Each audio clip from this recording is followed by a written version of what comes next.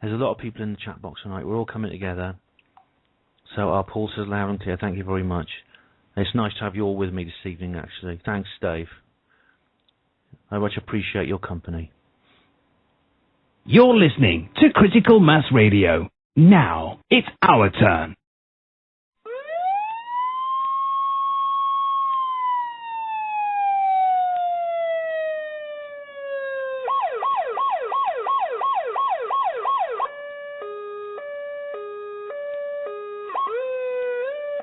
Hospital Porters, pride and dignity. Stop the New World Order.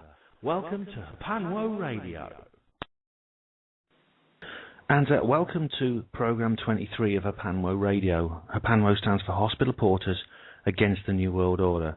Tune in for all the latest news, views and reviews from the world of government cover-ups, ghosts, UFOs, hospital porters, paranormal investigation, hidden knowledge, forbidden history and archaeology, chemtrails, and more hospital porters.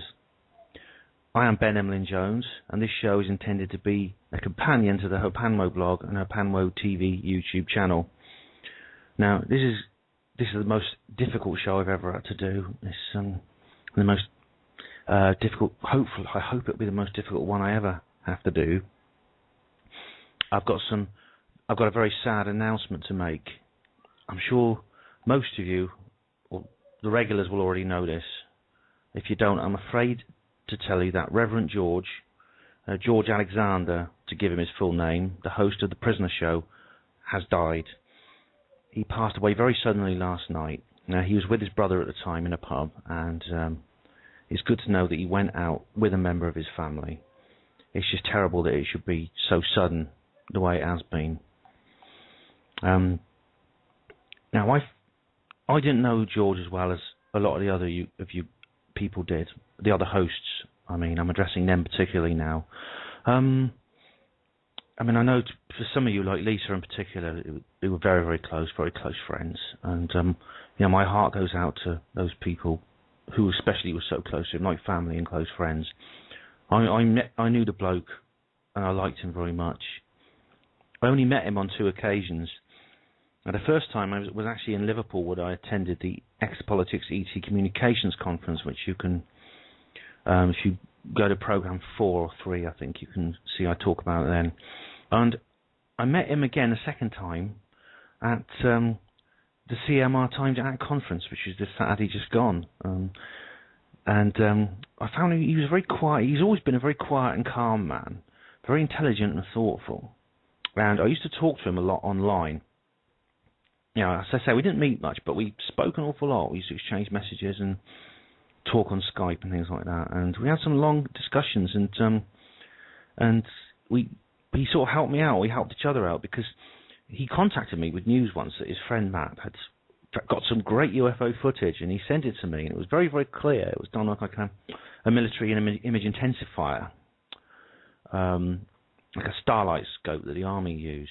Very, very clear picture, very, very good quality night image. And I'm not sure what the footage was, and we analysed it together, and we had I think for about 2 hours we looked at it, and we decided it was probably the International Space Station. But George kept going back to his friend Matt, and Matt kept confirming what time this film was made. And I went and checked, and the ISS wasn't over at the time. So it's a bit of a mystery there, which now unfortunately we can't solve together, unfortunately. But me and George were actually planning to do a round table show together about ancient aliens, and sadly that's another thing that we won't be able to do. But that would have been a good one, that would be, because we talked an awful lot about ancient aliens. We're very, very, very interesting thing about that. Now, George was always on the late. He had the late slot on Thursday, so he'd start at 9 p.m. And before that was Lisa's Cry Freedom show.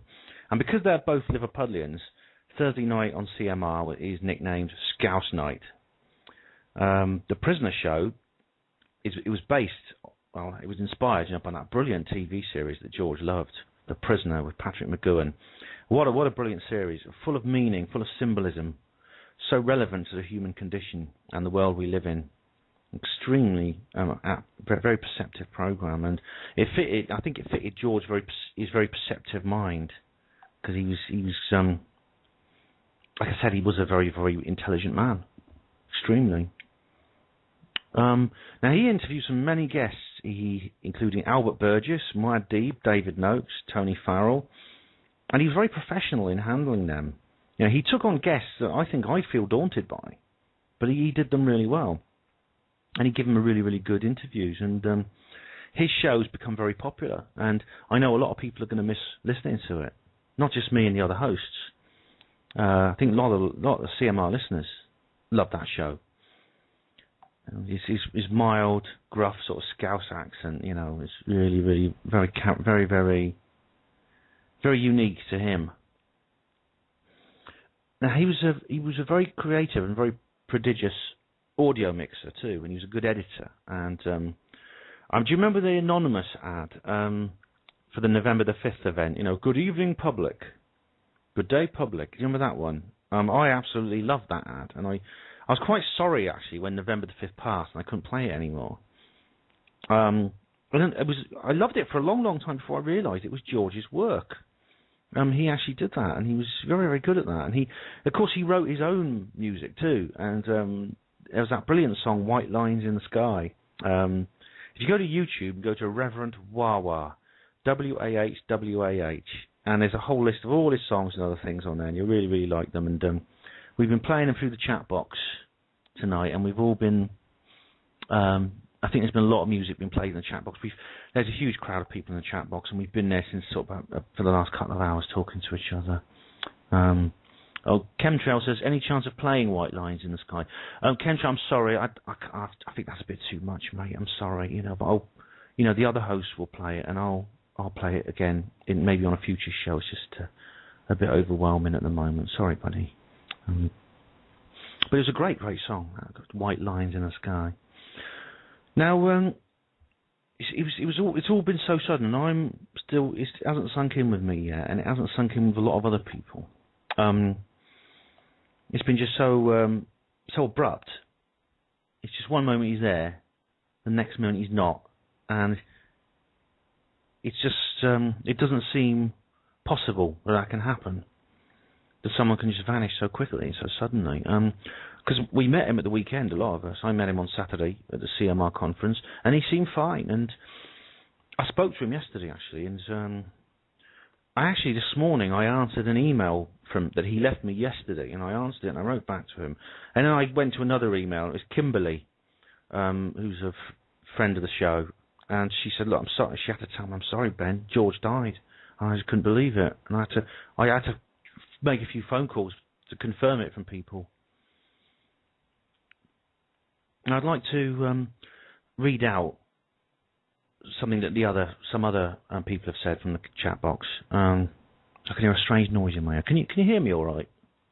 Can you hear me? It's a strange, funny noise. That's all right. Kath, it's just posted White Lines in the Sky, which is George's. Paul, can hear me loud and clear. Thanks, mate. It's just had a strange noise in my ear. It's nothing serious in the earphones. Kat has just posted White Lines in the Sky for everyone to hear. Thanks, guys. Thank you for confirming. Loud and clear. Cheers. White Lines in the Sky, George's song about chemtrails, which I played on the show. And you can, if you go to the chat box on CMR, just go to the CMR homepage, which you're listening to now, you will hear that song. It's posted up there. All right. Now, I'm going to read out something which other people have said, because some people have sent me messages, because this is kind of a tribute show to George, because this is the first show since he passed away. So Lisa has asked me to read this out. My dear, dear George, I've only known you for 6 months, but you feel like a lifelong true friend. You were always there for me, and I love you so much for that. I cannot imagine life without you, Mucker. You were a big part of my life, and I will miss you more than I can ever say. Thanks for listening to me, my moans and groans, and thanks for all the laughter we shared. Your sense of humour is wicked. I will love you till the end. Cannot tell you how much Scouse Night means to me. I will do whatever I can to carry it on, but it will never, ever be the same without you. My heart is broken, Mucker. I love you. Paul, that's Paul Giovanni, the station, our manager. station leader. He says here, my inspiration, my support, my mucker. In 6 months, I've never been more influenced. No matter what happens, you will always be in my thoughts. Love always, Paul. Thank you. That song I played was a tribute to George, actually. It was one of his favourites. It was Hallelujah by Leonard Cohen, and it was being performed there by Jeff Buckley. That song has many cover versions by many people like Leona Lewis and many others, and it was in the movie Shrek. But that, I think, is the best cover version there, Jeff Buckley. And this program 23 of Hpanwo Radio, is lovingly dedicated to the memory of Reverend George. I'm now going to play the jingle he composed for Hpanwo Radio just 2 weeks before his death. I'm not sure if I'll ever play this again, actually. We'll have to see about that. So here it is. Rest in peace, my good friend George. And thanks, George, for that. That was brilliant. I love that. Well, tonight on Hpanwo Radio, we're actually going to have the welcome return of our most regular guest. It's Kevin Annett. Kevin is a former vicar from Canada. I'm sure most of you are familiar with him now, but he has he made a film called Unrepentant, and what happened was he discovered that the church and the government of Canada was murdering Indian children in the residential school system. These are like boarding schools which they set up to give the children of remote Indian tribes an education, or supposedly that's what it was for. Kevin has been engaged in a historic legal prosecution of the church and the government for crimes against humanity, and we're going to get an update on what's been happening with Kevin and what's been happening with this lawsuit of his. It'll be very, very interesting to hear. Also, we're going to be talking about the immigration problem reaction solution and human nature, man, and NASA or the US government planned to bomb the moon, and an awful lot more. So stay tuned for that, because there's a lot to come on this Hpanwo Radio Show. I do hope we meet again someday, somewhere. Now, that song was called Sunshine on a Rainy Day by Zoe. That's the name of the artist, just Zoe. Zoe who? Well, don't ask me. But what a voice she's got. Absolutely incredible. Right, now, as I said earlier, there's a big group of people in the chat box this evening. And it's we're sort of coming together now as a group, I think, for mutual support, because I think we all need each other at this time. We have a big, we have a group of people, some new faces as well as the usual regulars, like Paul, Lisa, Metatron. They're all there, and Yvonne from Switzerland is there too. She, well, we met at the conference, and she came all the way from Switzerland to the conference, which is really great. She's a big fan of the show, and Mark is here too. And I think I know him, but I'm not sure where I've met him. But I know him from Facebook. And hello, Mark. It's good to see you. And as I said, if you ever want to contact me, you can always email, things like that. Email me, and that's Hpanwo at criticalmassradio.co.uk, and you can always get me send me an email if it's appropriate. I'll read them out. That'll be pretty good.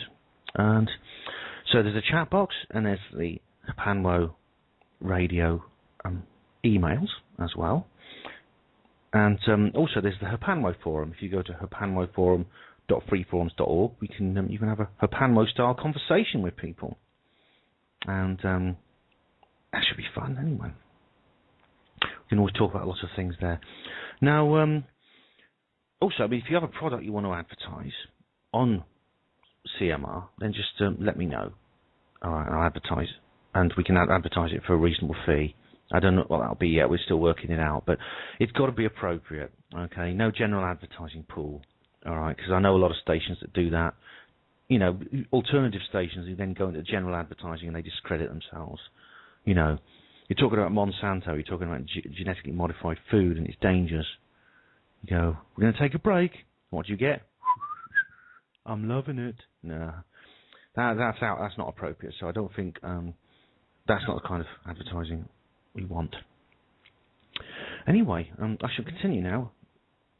obviously, this is a bit of a different show to the usual sort we're doing, but I still have some items of news I want to discuss.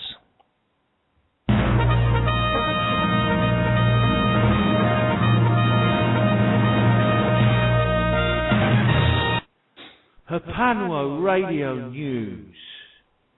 Right, it's come to my attention through a newspaper article that there's been some revelations that the US government had planned to detonate a nuclear bomb on the moon. Now, I know that sounds pretty grim, and it is. Now, the title of the newspaper story is the US government planned to blow up the moon. Well, no, that's not true, because the explosion they were planning on would not have seriously harmed the moon in any way. Obviously, the moon is too big, but it would have created a very bright flash, which would have been visible from Earth, big flash of light. Now, it's important to understand the Cold War, which went on from the end of the Second World War up till the late 1980s, and it's when Mikhail Gorbachev came to power, the last president of the Soviet Union. And then the Soviet Union was slowly scaled down and then disbanded officially in 1990 or 91. It's important to understand that the Cold War was very much a battle of psychology, really, as much as anything else. And there was a lot of playground domination tactics. I mean, if kids did these things, you'd say, how childish they are. But you see, governments and the superpowers in the Cold War did the very same things. And most people don't call them childish, but I do. I say it's childish. And it was as much about psychology as it was about missiles and spies and bunkers. And the intention of this operation was to shock and awe the people of the world, blowing up a nuclear bomb on the moon, especially in the Soviet Union. It was to sort of like shock and awe them into submission to democracy and freedom of the West. Now, the Soviets were equally irresponsible and equally childish because they blew up the world's biggest hydrogen bomb, a 50 megaton explosion called the Emperor of Bombs. And it was blown up over the Novaya Zemlya Islands in 1961. And it was so powerful it broke windows as far away as Helsinki in Finland. And get your atlas out and you'll see how far away that is, hundreds of miles away. And it caused terrible damage to the surrounding environment. And what's more, the pilots who were dropping the bomb were on a semi-suicide mission because the planners of the test weren't certain that the aircraft would be able to fly away quickly enough to survive the blast. Now, the purpose of this test was to shock and awe the world into accepting global socialist freedom. You had a choice of democratic freedom or socialist freedom. Mostly, freedom in inverted commas in both cases. Now, the secret project to nuke the moon had a very euphemistic and pacifying name. It was called A119, a study of lunar research flights. And this is often the case with these kind of government operations. I mean, the first nuclear bomb that was dropped on Hiroshima was called Little Boy. It wasn't called Jap Killer or anything like that. It was given this very innocuous name. Now, after the Soviets triumphed in 1957 by launching Sputnik, the Americans really wanted to strike back. And this is the problem. When you humiliate a bully ego, they become extreme.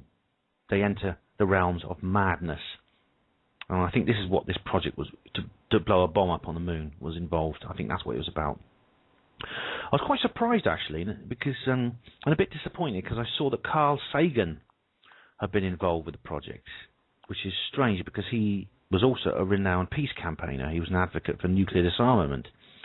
It could be, that he had two sides to him. I mean, a lot of people have speculated, like Bryce Zabel, who's involved in the exopolitics movement. He wrote this TV series called Dark Skies. And maybe he's one of these people who speculated that Carl Sagan had new secrets, and so did other people. David Icke mentioned this in his lecture in Wembley, that Carl Sagan knew more than he was letting on. Now, A119, a study of lunar research flights, was shelved before it reached the advanced planning stage. And supposedly this was because of fears to public safety. They were worried what would happen if the rocket failed on the launch pad. It could cause an explosion which would sort of pollute the area. Now, there's a testimony. The testimony of Professor Robert Jacobs, I think, indicates an alternative hypothesis. Now, I made a mistake in the past, and I apologise. I thought Jacobs' UFO experience is directly related to the plans to bomb the moon, but in fact, Jacobs' encounter took place a few years later. It actually happened in 1964, whereas the plan to bomb the moon took place, it was supposedly going to be done by 1959. So this was 5 years after. And what happened was they were testing intercontinental ballistic missiles, the Atlas rockets. Jacobs, he was in the US Air Force, and his job was to film the launch with optical instruments. Now, his memory of what happened after the experience, together with the testimony of his commanding officer, Major Mansman, indicates to me that by 1964 the US government already had experience in dealing with UFO encounters, and they had a contingency plan of action in place. And this is because what happened was Jacobs was called into Mansman's office after the launch, and he said he was shown a film which showed the rocket taking off and flying up into the space, and this craft approaches, a UFO, and fires a beam of light at this object, at the rocket. It circles it, actually, and this thing is travelling close to escape velocity, so it's about 17,000 miles an hour. And this UFO circles the rocket, obviously going much faster, and fires this beam of light from several different angles. The rocket explodes, blows up after that, presumably as a result of the attack by this UFO. And Major Mansman says to Jacobs, "Look, what is that?" And he says, "Looks like a UFO, sir." And in this office with Jacobs is these men in grey suits, and they say, "Lieutenant Jacobs, you must not say anything about this again. And as far as you're concerned, it never happened." Now, of course, Jacobs said, "Yes, sir." You know, he knew to obey orders, and he knew it was a very serious matter. The men in grey suits then took the film, and they didn't sign any chits for it or anything. They just took it away. So, I mean, it looks to me the way this was handled, the way it was, the grey-suited men were on the scene so quickly, and the film, was suppressed and confiscated so methodically. There was no hesitation, there was no indecision apparent in the aftermath of Jacobs' encounter, or what he filmed with his optical instruments. And I think maybe that's the real reason why a study of lunar research flights was scrapped. Now, it seems to me that UFOs take an interest in human activity, especially related to nuclear weapons and nuclear power. And as you can see in the link, if you watch the video of Professor Jacobs, and they also talk about Captain Robert Salas, who he was actually a man who pressed a button on this field of ballistic missiles in Malmstrom Air Force Base, and what happened was his missiles were all shut down by a UFO that appeared just outside the gates. So look at Captain Robert Salas, not to be confused with Michael Salla, because the Australian guy who does UFOs and exopolitics. And what happened was I myself took a photograph of a UFO near another nuclear facility, the Trident base at Faz Lane, where the Royal Navy's ballistic missile submarines are based. I didn't know I was taking a photo of a UFO till I developed it when I got home, but you can actually see the film. I've published the photograph, which you can see. Now, many of the most significant UFO incidents seem to take place around nuclear facilities. But it's not every day that UFOs directly intervene in human affairs in this way, like they did with Jacobs' experience. But it is very clear that, if necessary, they will act against us. Now, in this case, maybe there's some kind of message they're giving us. Now, there's no way to be sure, but to me, it runs something along the lines of, "We don't approve of you having nuclear weapons, but if you insist on using them, please keep them on your own planet." Right. I haven't got time. I've got another story. I haven't got time to read that out. We'd have to go on to this one. Right, just a quick one now. Then I'll have to go on to space weather because time's getting on. And now a friend of mine on YouTube makes these videos and was watching a BBC News story about the ash tree dieback disease. I'm sure you've heard of this. It's basically spreading all over the country, spread by fungal spores, and it's killing off ash forests. Now, she heard somebody suggesting using genetically modified ash trees to tackle this problem of the disease. Now, I don't know exactly what this is all about, right? I didn't see this program myself. It's not been recorded anywhere. But this is what she told me. Now, this leads me to wonder, if this is the case, whether this ash tree dieback actually comes from nature at all. Or does it come out of Fort Detrick or Porton Down, the biowarfare laboratories? I mean, it could be what David Icke calls a problem reaction solution.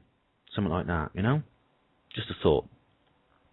But anyway, it does seem to have been allowed to spread through a process of culpable negligence. Now, George Monbiot is not my favourite person in the world. I'm definitely not his biggest fan. But credit where credit is due. He's written an article saying that, you know, the government really are negligent, are culpably negligent in what they've done, and they've been neglecting to contain this dieback disease. Now, I found a Forestry Commission page. I went in and had a look to see what the government's plan is and what their policy is on introducing genetic modification. Now, when the page was last updated, I don't know when that was, it said that it doesn't have any plans to introduce genetically modified trees into Britain. But will that last? We'll have to see. But one thing I do know is that it fits very well into the ethics and strategy of the Illuminati to target native hardwood trees. Because you see, you hear from the government, who they say they're so environmentally friendly. They say things like, every time we cut a tree, we do replant another one. The thing is, what they don't tell you is, they cut down native hardwood trees, ancient forests, and they replace them with these sort of coniferous pine trees. You know the ones I mean? These weird forests where all the trees are pine trees, and they're planted in straight lines, and they're all very close together. Right, and they have no birds or squirrels or any other organisms living among them. There's very few insects. There's none of the extended ecosystems you get in natural forests. And also, I mean, and this is a big subject, and I can't go into it in detail, but the ash is very important from a spiritual perspective, from the indigenous pre-Illuminati spirituality of the British Isles, which has been under attack since the Roman conquest, and this continues today. Now, when I first wrote about this, like I said, I couldn't find any evidence at all of what was going on, of what my friend told me. Now, my friend is got a YouTube channel called Back to India 1, Back to India, all one, and that's all one word. She's told me this, but I couldn't find any corroborating evidence, but I have now. I found an update from a Dr. David Suzuki, who is a geneticist from Canada, who's talking about how they're developing genetically modified trees. They're starting with eucalyptus, but they're moving on to other species. Biotech companies are very, very keen to develop these trees as quickly as they can. And these are unknown effects. They don't know what's going to happen. They're basically taking a massive risk. And there's no, we're not given any consent to this. No one's asking our consent, but we're all guinea pigs in this. And the whole ecosystem is guinea pig in this. But they're very, very keen. Monsanto just plant the seeds, man. Plant the seeds. That's all they're saying. And they want to make as much money as they can. And at a higher level, I think it's about ecocide that Ian R. Crane talks about. War on terror, with terror spelled T-E-R-R-A, which is in Latin for earth. The war against the earth. And it's very, very important. If you find out anything about this, let me know. Or if you find out any more evidence that the government is planning on introducing genetically modified trees, tell me, all right? And I'll put it up on Hpanwo, because I think it's connected with ash. They may because they're trying to breed trees that are resistant to certain pests. And they mentioned in this film with Suzuki, fungal infection, and that is what ash dieback is. So there is a big threat here. I think we can counter it, but we have to get in there quickly. But as I said, if we react, we can stop this, because the tide is turning against GMOs. I mean, there's some good news in this field. Peru has just banned Monsanto, which is brilliant.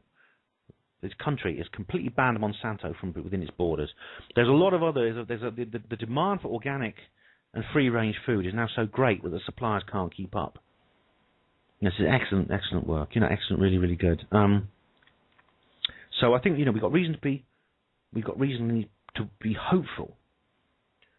Because the people are understanding the consequences of using GMOs, the unknown consequences, breeding hyperpests, this Roundup stuff. Where they have Roundup weed killer on things, and they make the plants resistant so they can use even more Roundup. But then the pests get more and more sophisticated, so they have to use more and more of this Roundup, this toxic chemical.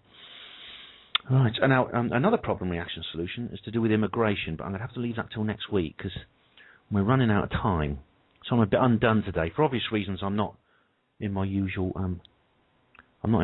sort of like on the ball frame of mind at the moment.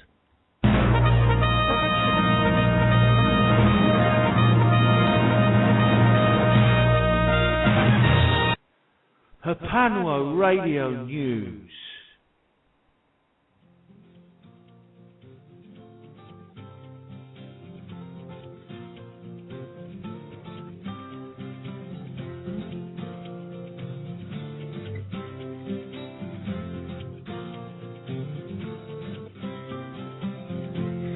Critical Mass Radio is a completely non-profit station where the hosts pay to broadcast their shows.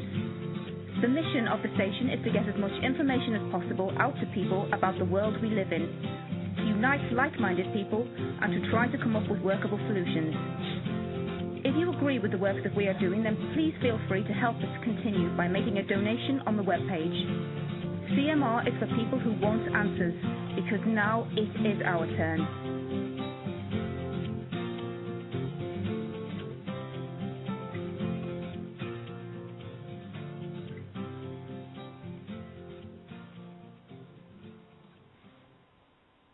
I should point out that all these jingles are read out by Lisa, who is the host of the Cry Freedom Show, which is on Thursday nights. It's the show that was before George's, and that's well worth listening to. And she reads out all these. I think she's got just the right voice for it. Now I'm going to play a lovely song. Now it's you remember in program 1 when I opened the show with Last Train to Transcentral by KLF. Today I'm going to open it with again, but this is a different version. This is the album mix, which is very, very different in style. I do hope you like it, but I think it's I actually think it's really good. So slightly more mellow, more sort of like chill out than the single, the Stadium House version. So I do hope you like this. And Space Weather is up next. So stay where you're sitting and don't touch your dials.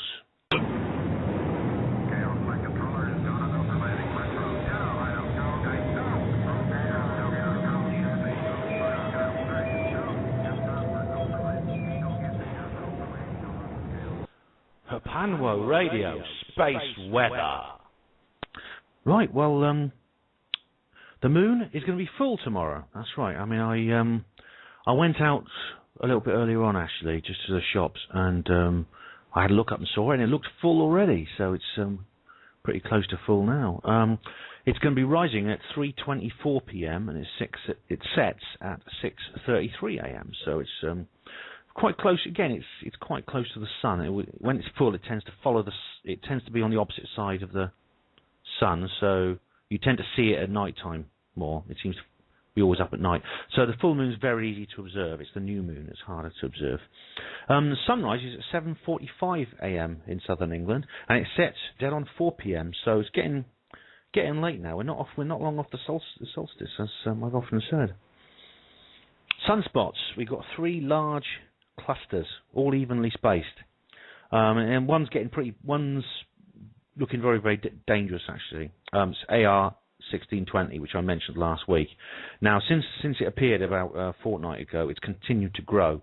It's doubled in size, actually, in the last twice since it appeared, and it's got a lot bigger in the last week. But it still hasn't produced any flares.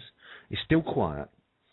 No flares at all, but apparently the magnetic field around this sunspot is changing, which is a sign that it could erupt pretty soon.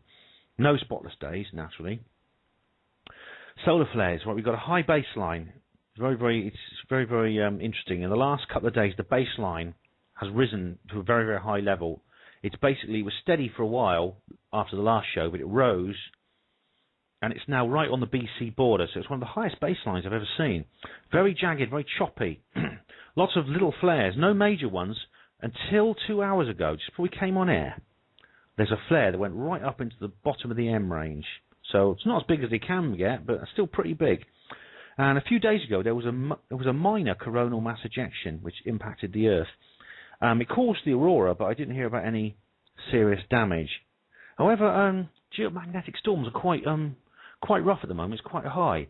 In the middle latitudes, we've got a 25% chance of activity, 20% chance of a minor storm, 1% chance of a severe storm. High latitudes, active 15%, has a 15% chance of minor, and a 35% chance of a major storm. So it's quite rough out there at the moment, you know. So not that there's any danger, like I said, but you can cause electrical interference and things like that. Near-Earth asteroids, right? It's an important landmark we just hit because the 2012 DA14, which I referred to a few months ago, has appeared on the forecast for the first time.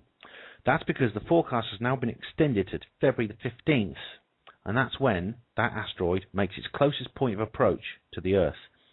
Now, the asteroid has a diameter of 147 feet, so it's not small. I mean, it's a pretty hefty size, and it weighs 130,000 tons. But get this, it's going to pass at a distance of 0.09 lunar distances. That's just 21,000 miles at its closest point of approach. And in cosmic terms, that's a hair's breadth.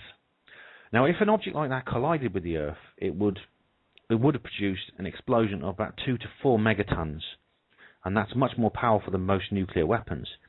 Now, if this occurred over a city, obviously the effect would be devastating, but don't worry. I can absolutely assure you, 2012 DA14 will definitely not strike the Earth. In fact, it's going to pass close. The fact that it's passing so close will be good because it will be visible to the naked eye, and it'll be a good opportunity for a garden party and a barbecue. If the weather's not too cold, of course, because this will be middle of February, and of course if there's not too much cloud. But it's lucky for us who live in the Greenwich Mean Time area. It's actually going to pass by the Earth between 6 and 9 p.m. So it'll be within 21,000 miles. That means it will be inside the geosynchronous orbit location, which means it's going to actually be closer than some of the satellites. And some of the satellites might actually get hit by this object. They're the ones that run the risk. You know, even if the Earth doesn't get struck by it, satellites might. All the other asteroids in the forecast are in double figures, except for 2009 BS5, and that's going to pass 8.4 lunar distances on December the 11th. But it's only 49 feet across. The solar wind speed is 267.7 miles per second. The density 0.073 particles per cubic inch. Come on. No.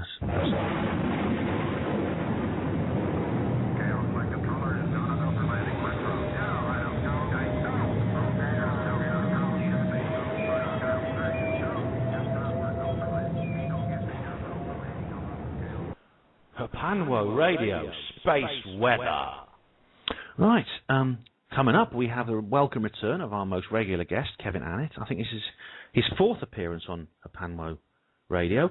Now, Kevin is going to reveal all the latest news in his historic legal prosecution of the church and government for crimes against humanity.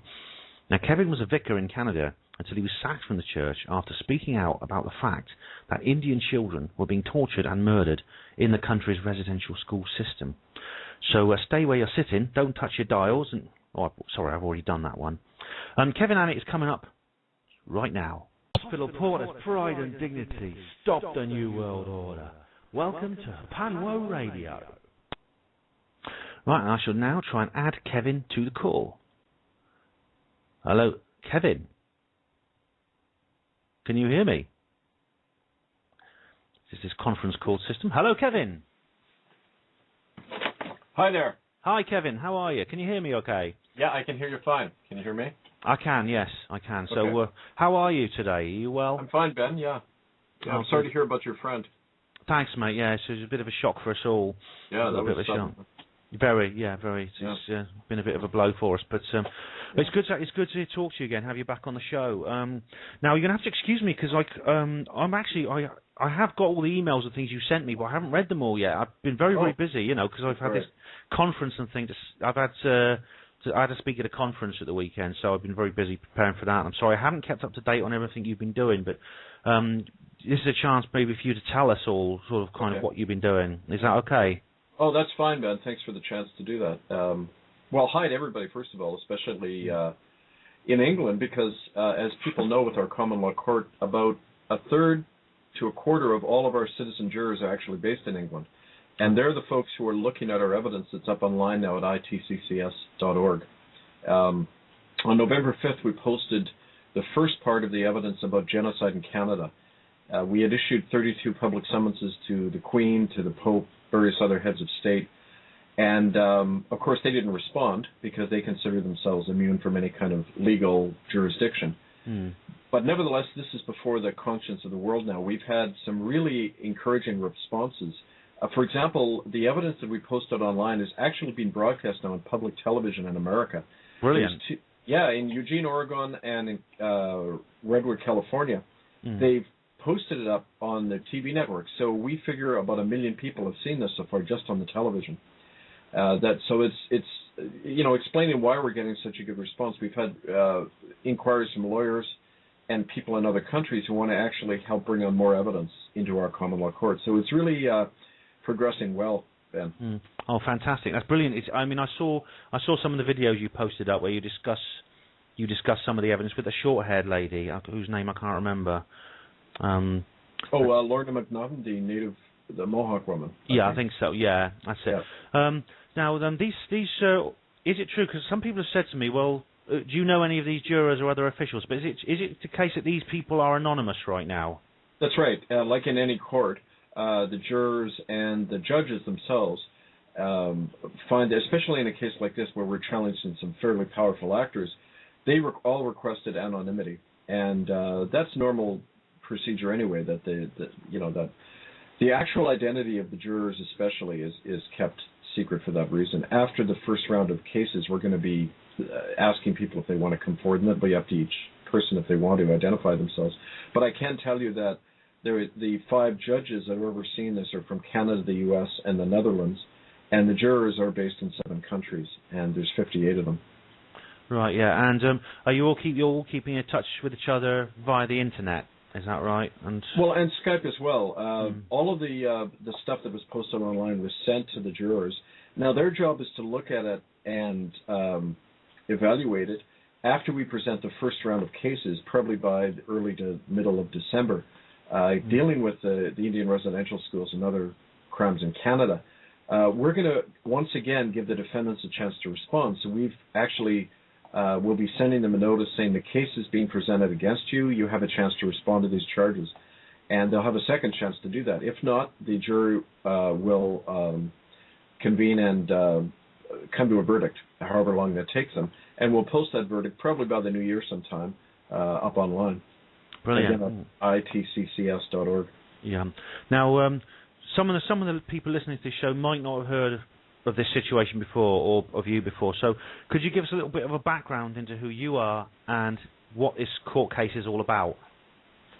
Well, yeah, about 20 years ago, I was working as a Protestant minister on the west coast of Canada. I began to encounter stories from Native people about the deaths of children in the local residential school run by my former church, the United Church of Canada, and by the Catholics and Church of England. I began to look into this. I was eventually fired after a couple of years in my church. I went on to work with a lot of Native survivors. We created a real storm in Canada that eventually caused the government to acknowledge certain things, to issue a formal apology in 2008. But from there, I began to link up with groups in other countries, and we found the similar crimes going on all over the world. Enormous death rates in church-run orphanages and schools. Example being the Magdalen Laundries in Ireland, institutions in England that people have come forward to identify where a lot of crimes were going on, including involuntary drug testing, child trafficking, all of these crimes. So basically, over the last 3 years, I've worked with a group called the International Tribunal into Crimes of Church and State, and we've been posting this evidence online. We've been having protests. We even went outside the Vatican. In London, of course, we held a number of protests. I was actually prevented from coming back into England in May of 2011 at the Stansted Airport. I remember, Yeah. So, I mean, all of this is gradually building, and as you know, in your own country, the whole Jimmy Savile revelation, how this is really affecting the Cameron government now directly. This is the kind of evidence we're talking about, indicating people in high levels of power with these crimes. Yep, I remember there's been things coming out on the TV at the moment in the newspapers which I really, really would never have expected a year ago. I mean, it's absolutely incredible. I do take hope from this. We've had all kinds of people being accused, including former government ministers who have been accused. I mean, obviously, as David Icke said, these people are the gatekeepers of the cesspit. But right. it is a sign that maybe these walls are crumbling. Maybe we are having an effect. The truth vibrations are breaking out and they're becoming irrepressible. So we just have to hope that more and more comes out at the moment. So I take hope from that. I know it works, Ben. We have when the truth is in your hands, you have a tremendous weapon, and it doesn't matter how few you are; it has a much greater effect than your numbers. I know that because, for example, if people go to the November 5th posting at itccs.org, you'll see, and the one since then as well. There's a woman called Lorna McNaughton who's describing how her brother witnessed Canadian soldiers shooting Mohawk children in the year 1943 during the war. And dumping them in a mass grave where some of them were still moving, where this is out and out mass murder, and yet the Canadian media will not repeat any of this. There's a complete blackout on this. You have to go outside the country to find out often this information, and so I just want people to know that since a lot of the trade and tourism with Canada comes not only from the U.S. but Britain, a lot of people in England have the power to simply say, look. Tell the Canadian government you're not going to come to Canada this year. You're going to start boycotting Canadian goods unless they come clean about these things. It has a real impact. And the Church of England, of course, has a big role in this. The Archbishop of Canterbury, Rowan Williams, actually ordered the Anglican Church in Canada to cover up this evidence in January when this truth began to come out after we began to do excavations at that school where those children were killed. That was that was the Brantford school where you dug up all those things. Absolutely. And there was a big kind of misinformation campaign generated by the government of Canada about that, trying to get people to drop away from supporting what was really historic then. It was the first dig in Canadian history, uncovering the remains of some evidence at least of children at the school, including buttons and bits of bones, which most of which turned out to be animal, but two archaeologists did say that they thought the remains were from the small bones of children. Problem is we don't have the means to get in there in a way that is required to get a conclusive result about this. So we're hoping that what we're raising will bring around people with the means to actually do that kind of investigation. I hope so, yeah, because this will mean, obviously there needs to be a proper forensic archaeological dig at these sites, or not just in this one school, but in lots of different locations. So hopefully that will get done soon. Now, Rowan Williams, as you know, as you explained on a previous show, Rowan Williams you have evidence of the fact that he knows about this letter that was written, telling them to keep quiet about it. He didn't write the letter himself, but he knows about it and has suppressed it. Is that right? The way it worked is I met a woman called Leona Moses. She's a Mohawk woman who worked for the Anglican Church in London, Ontario. It's called the Huron Diocese. It's Bishop Bob Bennett. And she found in the archives of the Anglican Church a document stamped and sealed by the Crown of England, the Privy Council office in London, and the New England Company, which ran the Mohawk School. This is the oldest residential school in Canada. And the document was signed in 1870, and it basically stated that it was using the Mohawk School in Brantford as a way to wipe out the Mohawk people through their children. It was a smoking gun document showing intent to genocide. Now, she saw this document. Bishop Bob Bennett locked it away. It's called the G12 collection. You're not allowed in there. And in January, I heard from a second researcher who didn't want to be identified, who used to work for the Toronto office of the Anglican Church in Canada. He said that Fred Hiltz, who's the primate of the Anglican Church in Canada, received a call from London, from the Archbishop of Canterbury's office, stating that under no circumstances were any documents or any evidence about the Brantford School to be released to anybody. So, ordering a cover-up. My God. Yeah. Well, that is definitely incriminating. Now, Williams actually retires next month. I think he's come to the end of his career. But there's a new man who's taken over, a new Archbishop of Canterbury, who's someone quite young and inexperienced, I hear. Do you know anything about this guy? Because people are quite surprised this man has been sort of like promoted so quickly to this most senior role. I mean, do you know anything about that? It's what corporations do when they're in damage control. They force the ones who were implicated into early retirement. And as Rowan Williams is doing, obviously. And they bring in a fresh face. They do some window cleaning. They say all the politically correct things, and people go back to sleep. I mean, this is not unusual. Canadian churches do it all the time. I think the thing to ask this new archbishop is some hard questions about these documents and why the church is committing a crime by not releasing them. Yeah, definitely. I mean, he's a former oil company executive. Apparently, he works for an oil company. Yeah, he was very high up in an oil company before he became born again as such and became a vicar. But the strange thing is, I mean, there's been in the media at the moment. We've had the big story at the moment is this story about whether they're going to bring in women as bishops, and there's been a very, very narrow vote, and that's been. But I mean, obviously, really compared to so many other.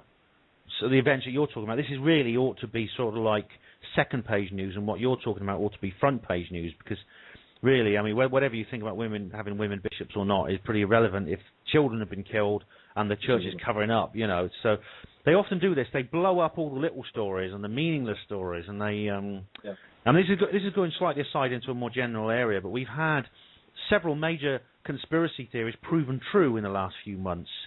And it's been firstly the Jimmy Savile affair, which was actually spoken about by several people, including David Icke, one of the sort of like authorities on conspiratorial matters in Britain, and also the story about the Hillsborough disaster, which was a terrible, which I think was the biggest single disaster this country has faced in peacetime, where almost 100 people were killed and almost 1,000 injured in a stadium, a sports ground, when it became overfilled with people.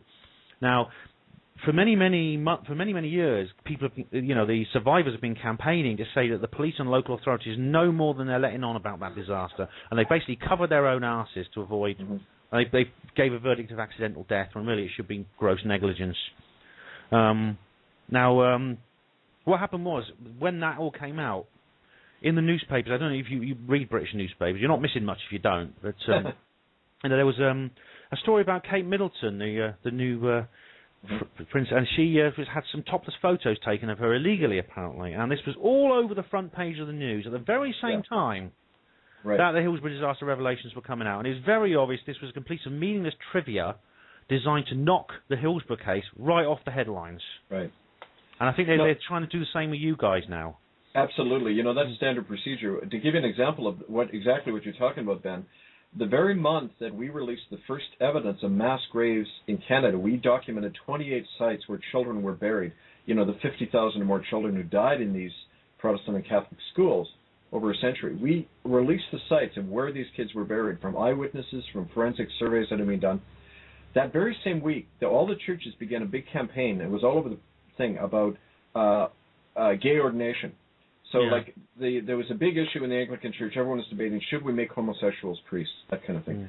Talk about distraction. That's exactly what it is. So, I mean, we know the way these elites operate, and that's one of the ways of misinformation. Yeah, I would recommend if anyone is watching the news and you hear some kind of scandal involving some bishop or something wearing his cassock on the wrong way round or something like that, go to itccs.org and see what's really happening. And what these minor events are trying to suppress, trying to sort of like bury, they bury bad news, as it said, Yeah, and another site I should mention is all of my research is posted up online. My book and our film Unrepentant, which is a documentary about a lot of this stuff, it's online at www.hiddennolonger.com. And people often say, where the evidence? Well, it's right there posted. The death rates, the sterilization laws, all of the things proving genocide, right there at hiddennolonger.com. Especially anything, if you go to the United Nations also, the United Nations Convention on Genocide Convention, you'll see the checklist there, and if you go down that list and you go through the work that Kevin's, you'll find that what you've discovered ticks every single box. Absolutely. As a matter of fact, that we've structured our common law court around the 5 definitions of genocide from the UN. So, for example, the first evidence we posted on November 5th involved the first 3.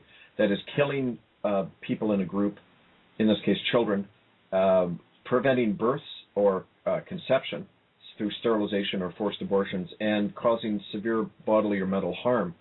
All of the evidence, we have eyewitnesses describing these things. We have documents showing that, it's all there. And the next 2, the final 2, which is moving people from one group to another and causing long-term conditions where they'll die off, those 2 are going to be posted up online during December. Yeah, that's right. It's not always as obvious as ghettos and concentration camps. It can be done a lot more subtly under people's noses. It's actually one thing that I've noticed, Kevin, that's some people have remarked to me about the Jimmy Savile affair, as well as many other things, that Jimmy Savile was one of the best-known celebrities, actually, and TV personalities in the country. He had a career at the BBC that lasted almost 50 years. And the thing about it is, once these allegations started coming out, it was very obvious immediately, as soon as the investigation began, that they went back virtually to the start of his career. Now, the only way that man could possibly have got away with what he did was if he had an infrastructure of collaboration, a very, very big and very, very highly organised infrastructure of collaboration. Now, this is where I think a lot of us have had to reassess a lot of our beliefs, our ideas that some conspiracies might be just too top-heavy because too many people would have to know about them. But, I mean, if a man can, such a well-known man with such a lot of people working with him, be in the background, can actually get away with what he did, and these people will collaborate, it's hard to... It makes you wonder that an awful lot more might be possible than we think. Yeah. I mean, this is going sort of like into the sort of like more general areas of collaboration about how... What I mean to say is that the people at the school knew what was going on. The staff must have known what was going on. Now, it's actually quite frightening because, I mean, I've known about people, I've not found out things at my hospital, for instance. I mean, there were nothing I heard about on the scale of what you've spoken about. But there was, for instance, an organised campaign to steal equipment from the hospital at one point. I remember one of the security guards was implicated in it. And the strange thing was that really he only got away with what he did because the others turned a blind eye. And a lot of them were not malicious people. They were not out to steal things. But they somehow, it's almost like a kind of subconscious urge to collaborate. Yeah, I mean, the strange thing was, over a minor matter, for instance, these guys, if they caught a member of staff smoking in a non-smoking area, they'd have been on the phone to the boss straight away. So they blow up. They're willing to, it's like, it's a kind of, it's almost like, because a lot of people are sort of subconscious. Have you heard of Esther Ranson? No. Oh, well, she's a lady who's also another well-known personality, who's a colleague of Jimmy Savile's and many other people at the BBC. She runs something called Childline, and she was a champion for many, many years of child abuse victims. Right. And now, she came on TV all through while I was growing up. We all knew about her. She would say, if you have anything to say, call this number. We will listen to you. We take child abuse very seriously. We will act on any information you give us. I mean, it's incredible the kind of platitudes she's come out with since she found out about Jimmy Savile. She said, well, I heard rumours about it, but, I couldn't really do anything because... And I thought to myself, I can't believe of all the people that she sort of like heard rumours about it and didn't even investigate. Now, well, all of that is true, Ben. It's kind of like there's different things operating. There's what you describe, the psychological mechanism where wrongs that we know about, we normalize very quickly. But, that does occur between individuals. But we're also talking about a whole legal system in place to protect high-level perpetrators. There's two systems of law. We've discovered that already right within the child welfare system in many countries. And Canada is very much like England in many ways, its laws and everything, not surprisingly. But you find in both countries whole networks operating within the child and legal systems. And, right here in Vancouver, some of the women who I work with on the street have described how the police are involved in something called the hooker game, where they grab mostly Aboriginal prostitutes, drug them, fill them with scopolamine and other hypnotic barbiturates, where they don't have any memory of being raped and filmed on being raped, for the enjoyment of these guys. We figure about 10% of the cops are involved in this. The other 90% are involved in various lower-level offenses, but nobody wants to rat out anybody else because they're all implicated, right? Yeah. And that's how a system operates. I mean, people don't want to stir the boat and jeopardize their pension or their job. And they look at, they look at people like me, and people like me are made an example of publicly. That's why I was defrocked at a public hearing. My wife was paid to divorce me. I lost my kids. I went through total hell. That was all done out in the open, so that it was a warning to other clergy, this will happen to you. And, Native people often say to me, look, if they can do that to an established white minister, think of what they can do to me, a homeless Native guy on the street. And sure enough, guys I've worked with have been killed for being involved in what we're doing. So, it's not surprising that people would go along or turn the other way, yet at the same time, everyone knows it's wrong inside themselves, and they're waiting for a moment or a break or something to break in the system, and that's why it's inherently unstable, and we have to keep pushing all the time, because it does break. Yeah. I think hopefully we're getting close to the point where it does break, because, I myself went through quite a similar experience to you. I mean, obviously it wasn't, it may not have been quite as bad for me because I was already in quite a low-paid job and I didn't have the same commitments you had. But I was sacked from my job in very suspicious circumstances. And this came coincidentally at a time when I'd just been featured in the media talking about the things I do and my work that I do here. I had also, I think I was made an example of. There was a sort of like a subconscious warning to so many other people. And... one of the things that I was accused of, which is quite absurd, was along with the other ridiculous accusations they made about me, was they sort of staged a situation in which I was accused of bullying another member of staff. Oh yeah. Which is the most outrageous. It's the most outrageous accusation. I mean, luckily nobody believed it because they knew that me and this man were good friends, and I'd never hurt a hair on his head. But they engineer this, and because this man I'm talking about, my supposed victim, suffers from a minor learning difficulty, they could get away with it. He could not really do anything about it legally because of his condition. But they basically accused me of making films about him, abusing him, basically. Right. There's a standard handbook they use, for getting rid of whistleblowers or anybody who's inconvenient. And, the 3 Ds, we call it, deny, distract, and discredit. Yeah. That's what they do with all of us. So the only way you counter that is by putting the truth out and being persistent, because, this latest misinformation and smear out on me that started up when we opened the graves at the Mohawk school, it tries to, it rehashes all the old smears about me, which is that, for example, I take advantage of natives. I use their testimonies without their permission. All of these lies out there. And anyone who doesn't know any better might believe that because they don't have the information. But when you look at the hard evidence, it falls away, because what people continually say is, well, if this guy was taking advantage of Indians, why would he stay at it for 20 years on an unpaid basis? Yeah. That doesn't really follow, right?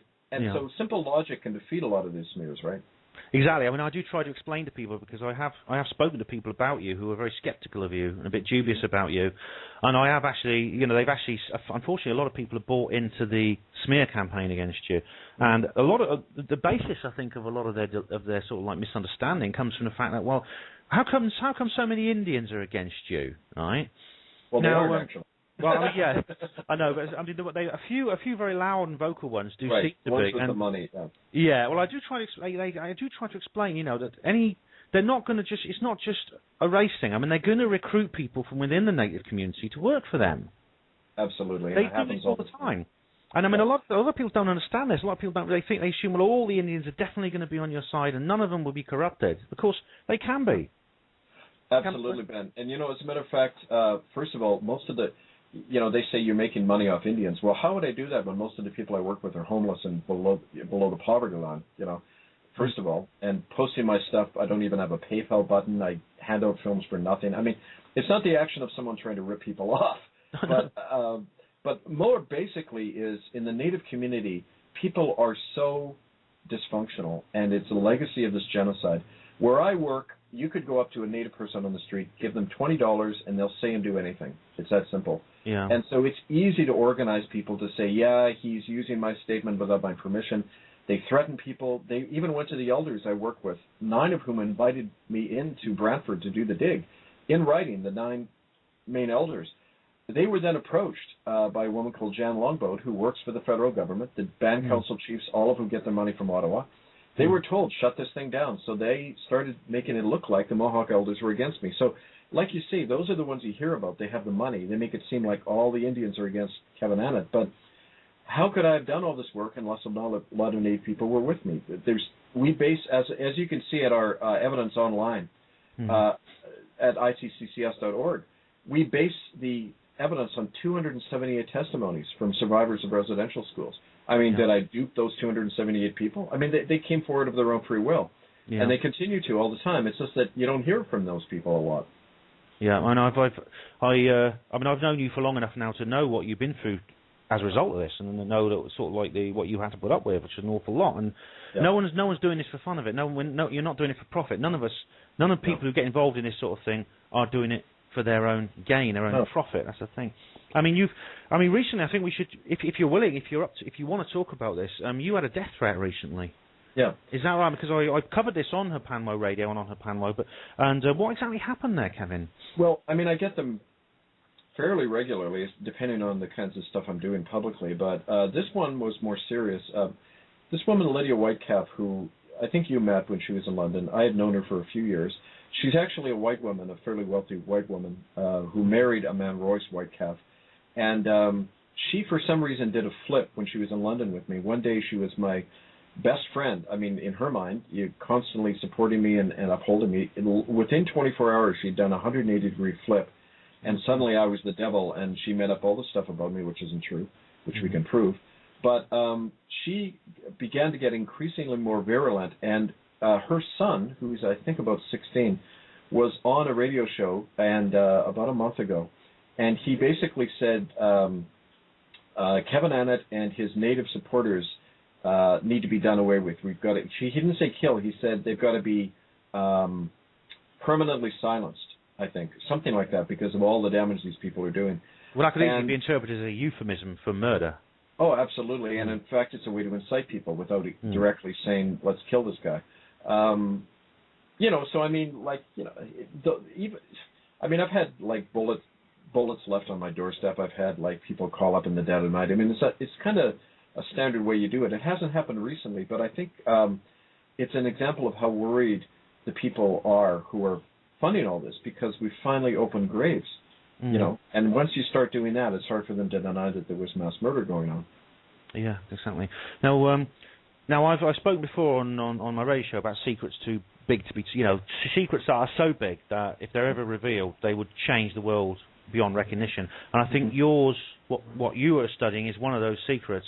Now, when I would say if, I'm going to say when, because I really do believe it will come out. When this all comes out, what do you think will the effects be on the world and on human society? Fundamental. We're talking about a system that's been at work for many centuries, whose purpose is simply to enslave humanity. And one of the best mechanisms for that is religion. The Vatican is being exposed as behind, ultimately, a lot of these things. We know the Jesuits set up the Indian boarding school system. The Jesuits, and their involvement, including today, with their multi-billion-dollar investments, their ties to big pharma and the arms industry. A lot of this stuff we're going to document in 2013 in our next round of cases, and looking at the Pope's and the Vatican's personal involvement in a lot of these crimes. This is going to shake up the whole way we look at ourselves, religion, God, if you like, and this is the governments that originally were authorized with papal sanction. I mean, the governments and the courts and the churches are all intricately bound. So if you take down one, the whole thing is going to fall. And I think this is what people are realizing more and more. Yeah, it is like a house of cards. And you take out one part and all the others come down. And I think what you are doing is actually one of the keystones. You pull that out, other things will be revealed. It'll be like a domino effect. And it is an unstable equilibrium, and I think it is only a matter of time before it comes down. I mean, I see a lot of people who are losing hope. I personally think we've got a lot to be sort of like hopeful for. I mean, now as religion, of course, which of course was your business when you were working as a church. I mean, when you trace back the beginnings of the corruption, I mean, it goes back throughout the history of the church, completely and utterly, all the way back. I mean, popes are some of the biggest cads that ever lived. I mean, there's it's historically provable, and there's people like Ian Ross Vero. I don't know if you've heard of him. Mm-hmm. And he's written books about the crimes of the papacy. I've not read these books, but I've listened to interviews with the man, and it's really quite incredible what's the kind of things that come out with. I mean, every kind of crime you could think of, you can trace it back to Rome in terms of these plans of genocide. I mean, that's why when we're talking today about the implication, we're not just talking about the involvement of the Vatican in child abuse and cover-up and child trafficking. Really what they're responsible for is millennia-old system of enslaving the mind and the soul of the human race.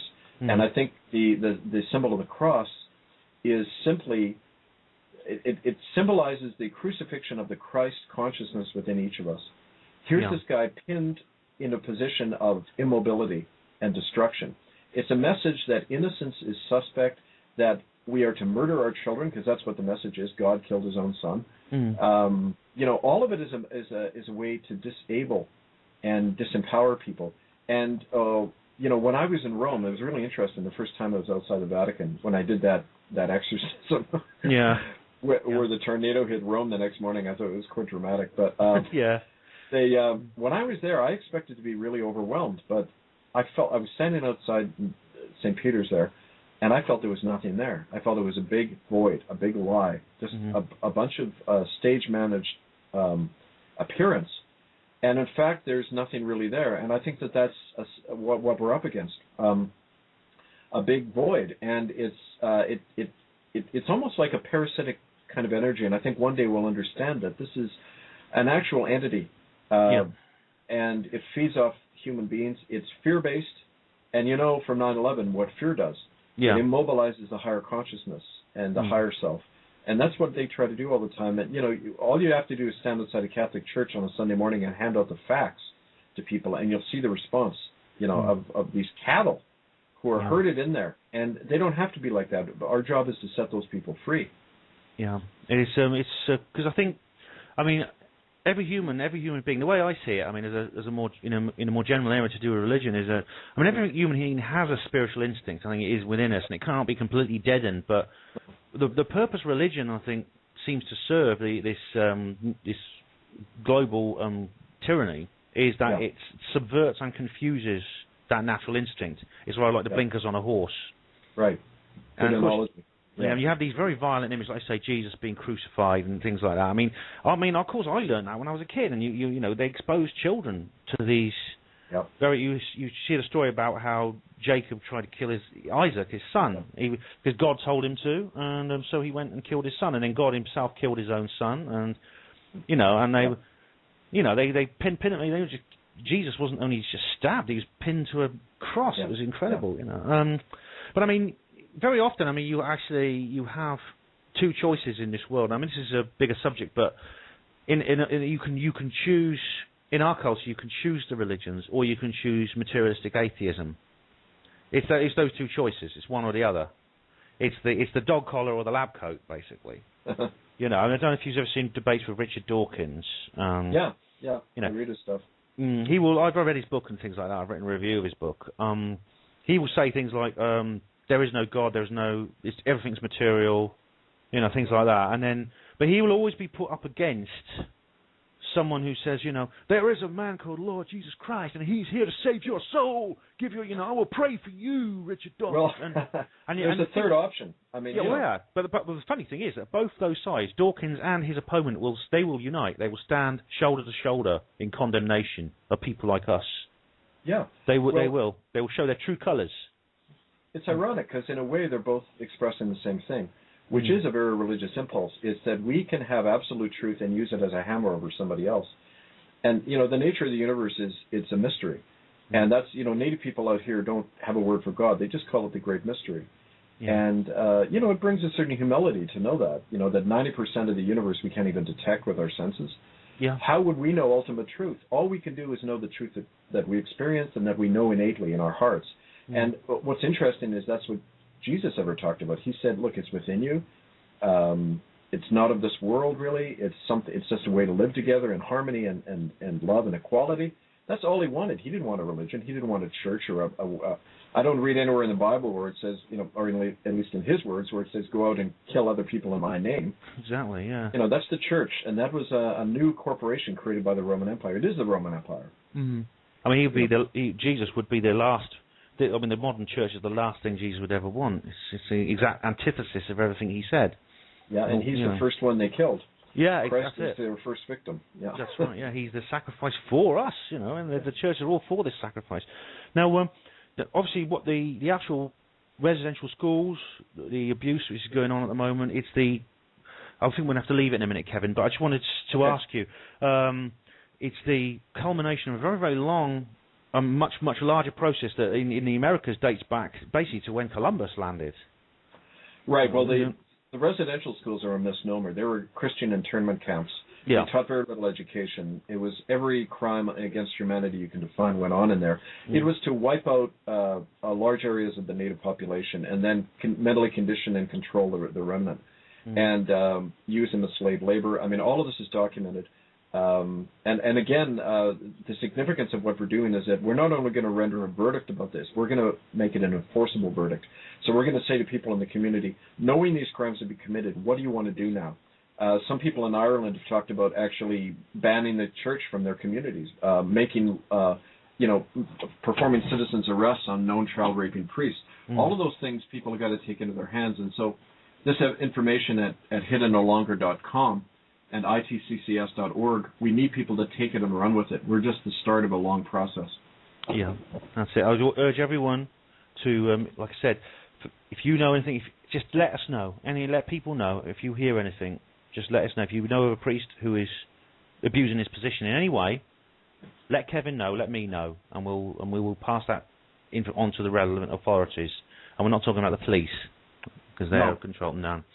Well, Kevin, now, you've got this film Unrepentant. Now, I would urge everyone to watch it. It's not casual viewing. It is very, very harrowing. It's something that reduced me, a big, tough, ugly hospital porter, to tears.